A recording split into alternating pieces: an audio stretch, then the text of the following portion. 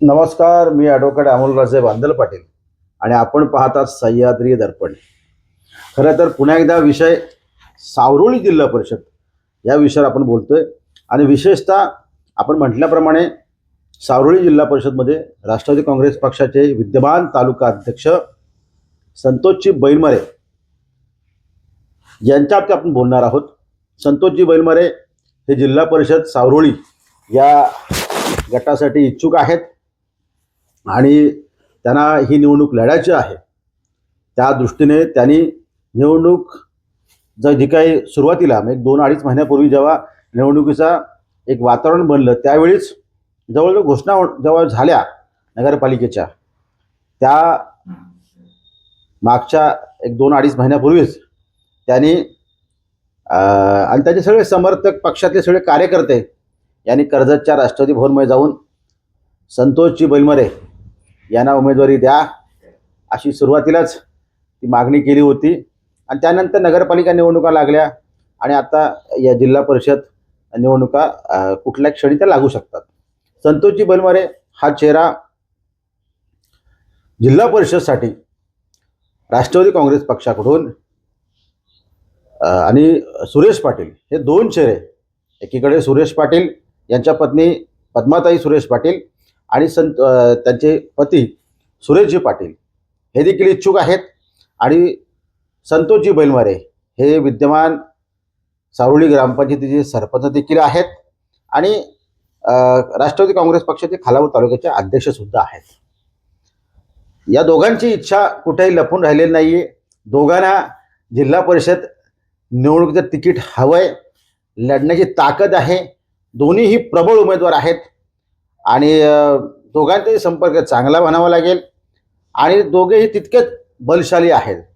म्हणजे पक्षाकडून बऱ्याचदा उमेदवाराला रसद पुरवावी लागते, बळ द्यावं लागतं, ताकद द्यावी लागते, सगळ्या गोष्टी एक लॉजिस्टिक सपोर्ट द्यावा लागतो किंवा बऱ्याचशा गोष्टी द्याव्या लागतात.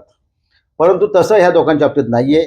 विशेषतः संतोष बैलमरे हा सक्षम चेहरा आहे, आर्थिक सुबत्ता असणारा चेहरा आहे. ते श्रीमंत ग्रामपंचायतीचे सरपंच आहेत. आता सावरोळी ग्रामपंचायतमध्ये तुम्हाला सगळ्यांना ज्ञात आहे कशा प्रकारे हॉट ग्रामपंचायत आहे. परंतु त्या निवडणुकीमध्ये सुद्धा संतोषजी बैलमरे आणि त्यांच्या सगळ्या समर्थकांनी या ग्रामपंचायतीवर आपला झेंडा फडकवला, यश मिळवलं आणि एक चांगलं यश म्हणावं लागेल ते. कारण एक तरुण चेहरा, शिक्षित चेहरा, ते स्वतः लॉ ग्रॅज्युएट आहेत आणि शांत, संयमी आणि सर्वसमावेशक सगळ्यांच्या सुखदुःखात जाणारा संतोषजी बैलमरे असा हा चेहरा आहे. आणि अध्यक्ष झाल्यापासून किंवा त्याच्या अगोदर पूर्वीपासून मी त्यांना ओळखतो. कायमस्वरूपी मदत करणारा, कायमस्वरूपी सुखदुःखात सगळ्यांशी गाठीभेटी घेणारा आणि राजकारणाचं वेड जे म्हणतो ना काही लोकांना असतं त्यातला हा चेहरा आहे. म्हणजे समाजकारण तर आहेच, परंतु कायमस्वरूपी राजकारण म्हणजे आणि सकारात्मक राजकारण, कुठेही असं निगेटिव्ह राजकारण नाही आहे. परंतु कामगार क्षेत्र असेल, विद्यार्थी क्षेत्र असेल, इतर सगळे क्षेत्र असतील, खेळाडू असतील, या सगळ्यांसाठी सतत काम करणारा हा चेहरा आहे. ज्यावेळी आता काय झालं आहे की सावरोळी आणि त्यांचा तो मतदारसंघ आहे सावरोळी हा संपूर्ण आणि त्या अशा तालुक्याचे अध्यक्ष आहेत की ते कारखानदारी मोठ्या प्रमाणात आहेत. त्याच्यामुळे कामगारांचे मोठ्या प्रमाणात प्रश्न देखील सातत्याने उपस्थित होत असतात. आणि मधल्या काळात तुम्ही पाहिलं असेल विविध कंपन्यांच्या आंदोलनाच्या वेळी संतोषजी बैलमरे, सुधा घारे असतील, सुरेश पाटील असतील, त्यांचे सगळेच पदाधिकारी, आणखी सगळे मंडळी सगळे ही सगळी सातत्याने कामगारांच्या न्याय हक्कासाठी लढताना आपण आपल्याला बघायला मिळते. आणि विशेषतः सावरोळी जिल्हा परिषदेच्या बाबतीत म्हणजे अगदी ते पौधवरचं आंदोलन असेल, बाकी इथे तर मोठंच केलं त्यांनी आंदोलन आणि यश देखील मिळवलं. आणि कामगारांच्या प्रश्नांची जाण असणारा, कारण ते स्वतः एकेकाळी कामगार होते, त्याच्यामुळे कामगार चळवळीत काम करणारा हा नेता आहे. आणि पक्षामध्ये देखील त्यांचं कामकाज अतिशय चांगलं राहिलेलं आहे, चांगलं देखील ते काम करतात. आत्ता मधल्या काळात म्हणजे मला वाटतं एक काही दिवसापूर्वी त्यांनी एक आसरोटी हे गाव आहे त्यांच्या मतदारसंघामधलं एक भव्य क्रिकेटच्या सामन्यांचं मोठं आयोजन केलं होतं आणि खूप चर्चा त्या कार्यक्रमाची झाली. म्हणजे माझं म्हणणं काय की विविध क्षेत्रामध्ये काम करणारा हा नेता आहे. विविध क्षेत्रामध्ये काम करणारा हा चेहरा आहे. सातत्याने म्हणजे सातत्याने लोकसंपर्क. आता सावरोळी जिल्हा परिषद या मतदारसंघामध्ये जी काही सावरोळी पंचायत समिती आहे त्याच्या व्यतिरिक्त आणखीन एक पंचायत समिती आहे, म्हणजे त्या खालची पंचायत समिती म्हणावी लागेल. तर त्या भागामध्ये राष्ट्रवादी काँग्रेस पक्षाची ताकद कमी आहे. परंतु मग ती ताकद कशा प्रकारे वाढली जाईल?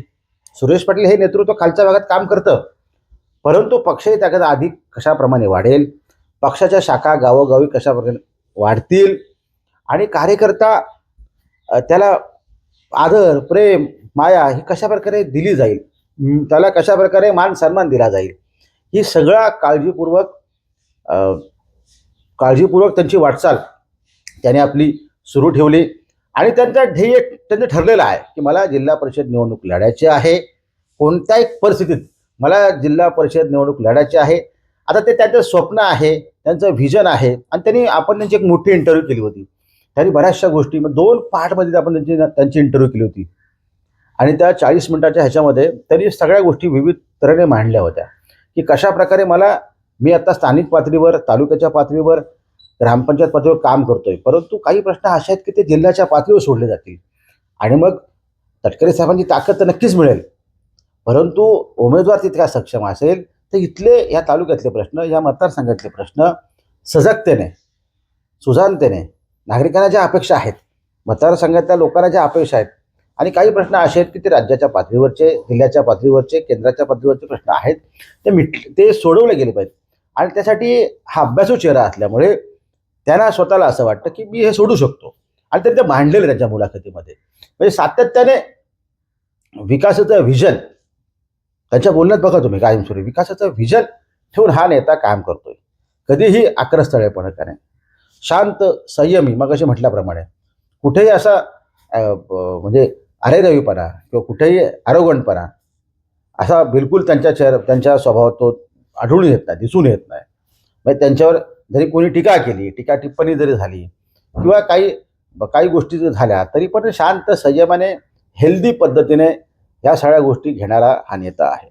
आणि सुधा शेठ घारे, तटकरे साहेब, अंकित साखरे सगळ्यांच्या जवळचा, कारण ते तालुकाध्यक्ष आहेत, त्याच्यामुळे त्यांना विचारल्याशिवाय इथलं पानं घालत नाही, कारण ते प्रमुख आहेत.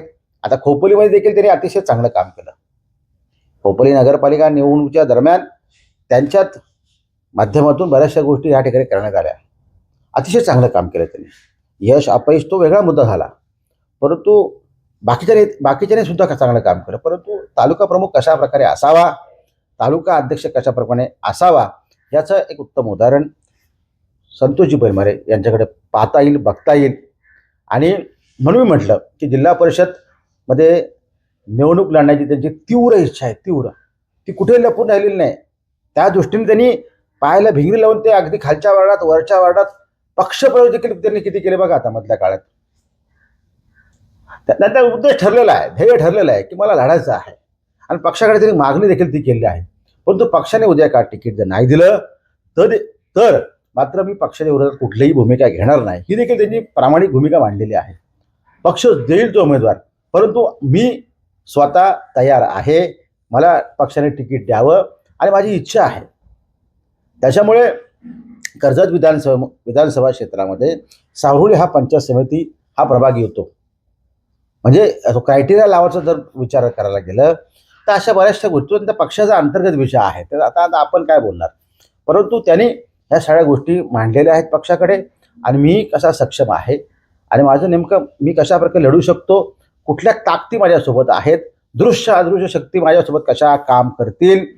आणि गावात देखील आता सावरोळी बूथ हा मोठा आहे, आणि सावरोळी ग्रामपंचायत सरपंच झाल्यानंतर त्यांनी जी काही विकास कामं केली आहेत, आता मधल्या काळात त्यांनी शिवस्मारक एक मोठं केलं आहे, आकर्षक असं ते सगळं शिवस्मारक आहे. विविध कामं केली. गावात जी शांतता नव्हती एकेकाळी, ठीक आहे, तो वादाचा मुद्दा मी बोलत नाही, परंतु आता मात्र गाव शांत आहे. फार मोठ्या काय पूर्वीसारख्या गोष्टी राहिलेल्या नाहीत. आणि ठीक आहे, मनभेद असतात, परंतु ते मिटवण्याचं धारिष्ट, ते मिटवण्याचा एक पाऊल पुढे जाऊन काम करण्याचा जो विचार आहे, सकारात्मक विचार आहे, तो संतोष बैलमारे यांच्याकडे आहे. तो कायमस्वरूपी बघायला मिळतो. म्हणजे ठीक आहे, वयाने जी लोक ज्येष्ठ असतील त्यांच्याकडे त्या नमस्कार करण्याची ताकद ह्या माणसाकडे आहे. म्हणून म्हटलं की तो सगळ्यांशी मिळून मिसळून असणारा संतोष बनवरे हे नेतृत्व आहे.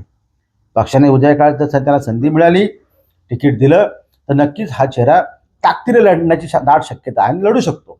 कारण ते सक्षम आहेत, युवकांची फळी त्यांच्यासोबत आहे आणि त्यांचे सगळे म्हणजे आता नाते गोते किंवा ह्या सगळ्या गोष्टी ते म्हणजे आहेतच, ते कोण नाकारू शकत नाही.